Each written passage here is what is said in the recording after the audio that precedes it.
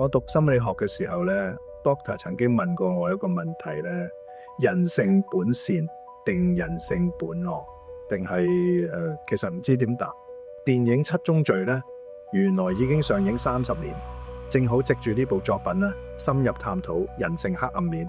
一個冷靜如哲學家嘅連環殺手 John Doe， 一個滿腔熱血卻最終崩潰嘅年輕警探 Mills， 佢哋唔係簡單嘅好人同壞人，而係人性極端嘅兩面。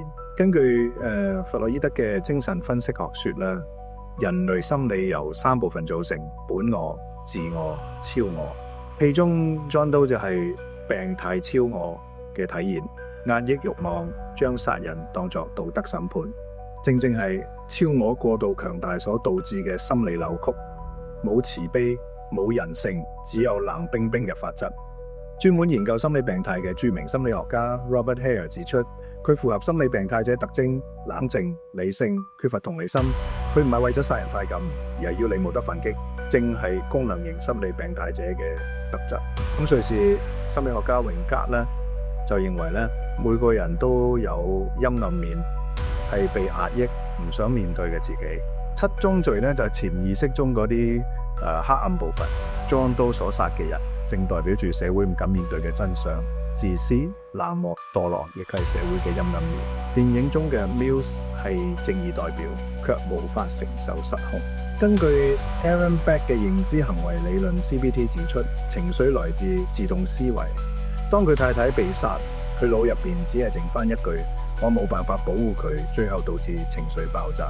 John Doe 根本係用心理戰操控佢，令正義扭曲變成憤怒，最後越過道德正義底線，開槍殺死 John Doe 為妻子報仇。德國著名嘅心理學家 Karen Horney 話呢，人內心有3種神經動力：靠近人、逃避人、反擊人。Mills 三者交纏。Mills 同時渴望得到認可，有對罪惡世界充滿敵意。當佢失去所愛，內心價值瞬間崩潰。再加上美國著名心理學家、認知行為治療之父 Albert Ellis 提出嘅非理性信念：我一定要保護家人，壞人唔可以得逞，一步步令佢走向邊緣。電影當中 John Doe 同 Mills 其實互為鏡像，一個係壓抑嘅超我，一個係爆發嘅本我。佢哋對立同時，唔係表面嘅邊個對邊個錯，而係人性嘅本我與超我嘅角力。7宗罪咧，源自基督教嘅傳統教義啦。喺天主教神學中嘅道德觀念咧，貪婪、懶惰、驕傲、暴食、妒忌、淫慾、憤怒咧，7宗罪咧唔只係宗教名詞，其實係某種社會化人格嘅極端表現，或者係簡稱現代社會心理病。